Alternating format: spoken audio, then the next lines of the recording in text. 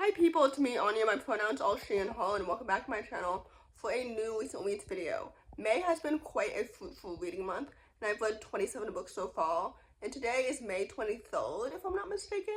Maybe today is the 24th. I don't know. I never really know the day of the week, or really the date, until I go into work. So anyway, the first book on this list is called Red River Rose.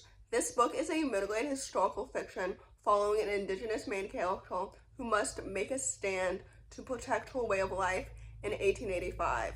I think this book is so fantastic and it's so good, and I love books about standing up for what's right, especially through the lens of marginalized people, especially in the lens of indigenous people, because they have been fighting for so many years and the fight still continues to this day when it comes to indigenous people of Palestine, of Hawaii, of Canada, of so many places. Anyway, this book was so good. I really enjoyed it because, first of all, I love the plot and the setting and the characters and the family dynamics and the emotions and the stakes and everything. I think this book is so good and it's so fantastic. The characters were really brought to life so well. I think this book is so good and it's so underrated. So anyway, with that said, I rated this book 4 out of 5 stars, and I would definitely highly recommend it. The next book on this list is called The Edge of Forever. This book is a middle-grade contemporary following a young main character who must move to a small town after losing her dad, and this book is marketed for fans of Coyote Sunrise and Because of Winn-Dixie, because it's a character-driven coming-of-age story, and I think it's so good and so excellent. I think this book is a debut, if I'm not mistaken. I'm not completely sure, but I've never read anything before by this author, and the writing is so good and so awesome. I love the plot and the characters and the friendships and the family dynamics and everything. Like, this book is so excellent, and it's so wholesome and it's so sweet, and I just really enjoyed every single second of it because I love character-driven coming-of-age middle-aged stories, and this book was exactly up my alley. I really enjoyed every single second of the story and the plot and the heart that this book had because I think it's really good. So anyway, with that said, I rated this book 4 out of 5 stars, and I would definitely highly recommend it. The next book on this list is called Goodbye and Everything After. This book is a YA contemporary following a Chinese-Filipino main character who starts seeing her deceased dad as a ghost after she ignores a strict Filipino tradition. This book is so good and it's so well done. First of all, I love the Chinese-Filipino culture so much and all the superstitions and everything. Second of all, I love the family dynamics. I loved her relationship with her sister as well as with her mom and everything. Like, this book is so excellent. And I also loved the writing and the romance.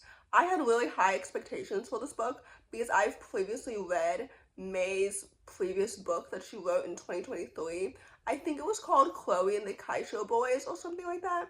Anyway, all that to say, I had really high expectations, and this book was so good and so emotional. I just really connected to everything that was happening.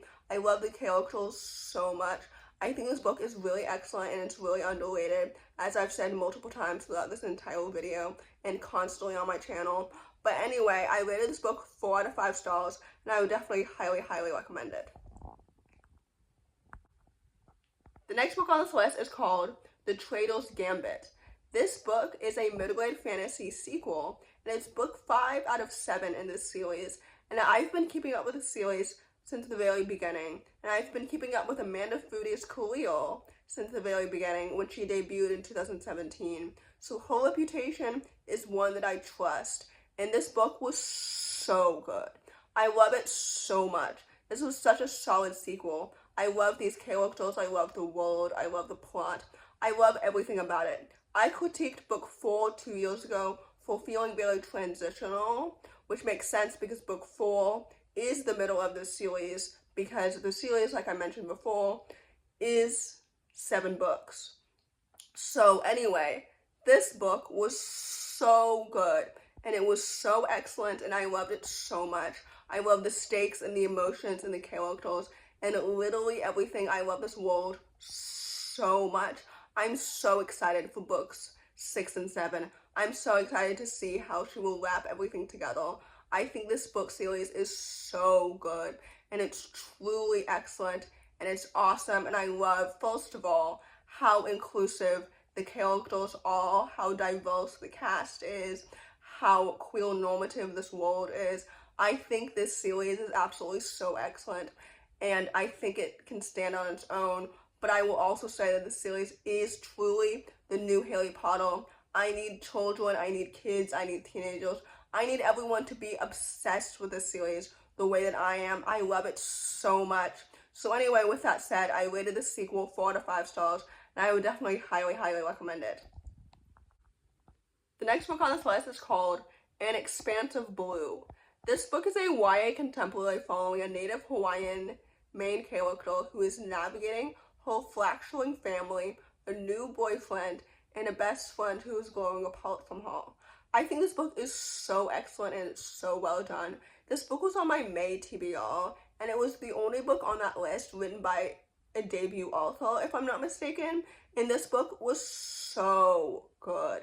I really loved the writing and the family dynamics and the characters and the plot and everything. Like, this book is so excellent, and it's so stunning, and it's so rich. I love a YA contemporary, like, coming of age written in verse. Like, I think this book is so excellent, and I will gladly support the author in the future because this book is so good and it's so underrated. Like I mentioned earlier, I love reading books through the lens of Indigenous characters because there needs to be more representation in YA contemporary when it comes to Native Hawaiian main characters. This book was so good and it was so excellent, and I literally loved every single second of the story. So anyway, with that said, I rated this book 4 out of 5 stars, and I would definitely highly, highly recommend it. The next book on this list is called Angelica and the Bear Prince, because of course I had to include a YA contemporary graphic novel. This book follows a young Asian main character who's navigating a new job after burnout, which is something that is so relatable as somebody who burnt themselves out last month.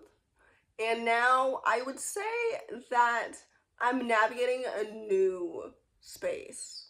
Anyway, I thought this book was so good and so fantastic. First of all, I love the illustrations so much. I love the story and the characters and the plot and everything. I think this book is so fantastic, and it's so wholesome, and it's so well done. And I loved the family dynamics so much, especially her relationship with her mother and everything. I think this book is excellent, and it's so good, and it's so wholesome. Many people might have high expectations for this book because the author previously debuted with The Magic Fish, but I think this book is so excellent and stands on its own too. Anyway, with that said, I rated this book 4 out of 5 stars, and I would definitely highly, highly recommend it. The last book on this list, and definitely not the least because I rated it 5 stars, is called In Between Days. This book is a YA contemporary following a Black lesbian main character who navigates her grief of losing her father through her unlikely friendship with her deceased dad's boyfriend, whom she didn't know existed prior to her dad's death. I hope that makes sense. This book was so fantastic and it was so good. I rated this book 5 stars because, first of all, I could not stop crying. I think I cried multiple times during reading this book because I think it's truly excellent. Second of all, I love a story that's set in journal and diary entries because it opens a window into the character's soul and thoughts and mind so well. Third of all, I've read all of Camryn's books up to now, and this book is truly my favorite because I love it so much. The depiction of grief and queerness and everything was portrayed so well. I think this book is truly excellent. I also loved the main character's relationship with her mom and with her brother and everything. This book is so good. I love it so much because I love the plot and the writing and the characters and everything. I think this book is truly excellent and it deserves all its hype and so much more. So anyway, with that said, this book is a new favorite of 2026, and I think it's truly excellent and so meticulous and so good. So with that said, I would obviously highly, highly recommend it. So in conclusion, my reading yield in 2026 is looking up, which is good, as it should be. Anyway, in conclusion, if you enjoyed this video, please don't hesitate to give it a big thumbs up. Comment down below the elephant emoji if you made it all the way to the end of the video. Thanks for watching, subscribe to my channel if you're new, and I'll see you in my next video. Bye!